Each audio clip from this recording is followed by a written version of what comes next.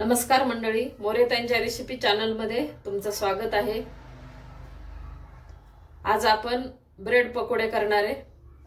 तर त्याच्यासाठी मी हे ब्रेड घेतलेले आहेत। तुम्ही अजून मोठ्या आकाराचे पण घेऊ शकता। हे घेतलेले मी 2 बटाटे उकडून घेतलेले। आता ब्रेड पकोड्यासाठी बेसन पीठ लागणार आहे।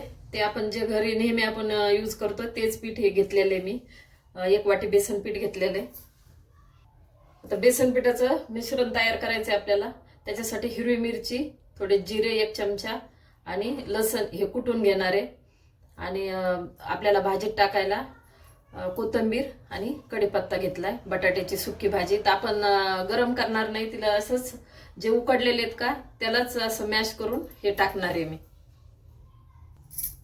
आता उकडलेले ना चांगले, त्याच्यासाठी मी आता हातानेच याला पूर्ण हाताने एकजीव करून घेते।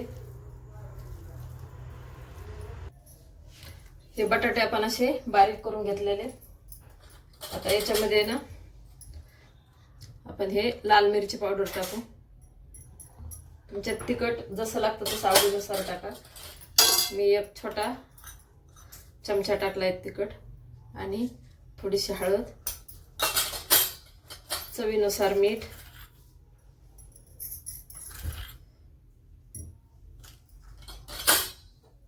कढीपत्ता आहे ना हे असा बारीक करून घेतलेला आहे।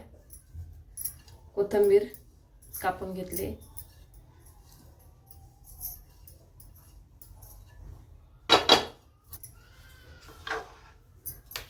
आता आपण हे मिक्स करून घेऊ। हे मसाले आणि बटाट्याचं आपण शिजवलेले बटाटे मिक्स करून घेतलेले। आता याला बाजूला ठेवू, पीठ भिजवून घेऊ आपण। आता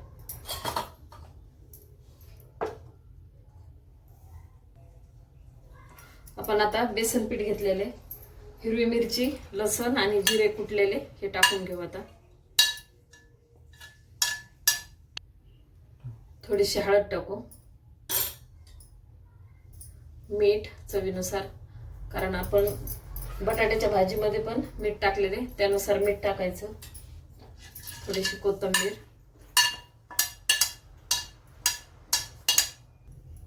थोडा ओवा हातावर चोळून टाकून दिलं।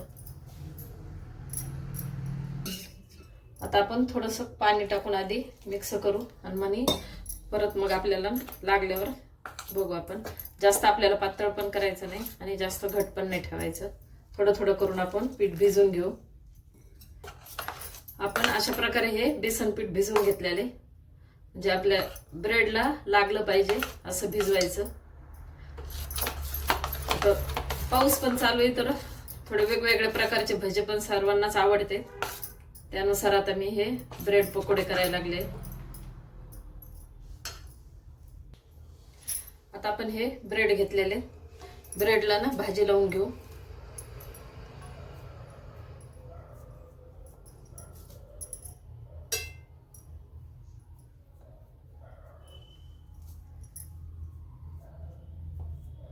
आता आपण हे ब्रेड पकोडे पण तळताना ना, म्हणजे दुसऱ्या घरी जरी तळत असेल तर वास येतो का नाही ते पण सांगा। वास आला की असं वाटतं आपण पण करावं आणि खावं, म्हणजे भजे कोणाला पण आवडतेच। दुसरीकडे तळायला लागले तरी असं वाटतं आता पटकन आपण पण भज्याच्या वासानेच नुसतं खावं वाटते। आता आपण ही भाजी अशी लावून घेतलेली आहे। परत दुसऱ्याला लावून घेते। असेच आधी आता लावून ठेवते आणि नंतर आपण पकोडे तळून घेऊ। आधी आता लावून घेते। हे आता एवढे मी ब्रेड भाजी लावून घेतली ह्या ब्रेडला। आता आपण याचे तुम्हाला जसा आकार द्यायचा तसं कापून घेऊ आपण। आता आपण याला असा त्रिकोण आकारात कापून घेऊ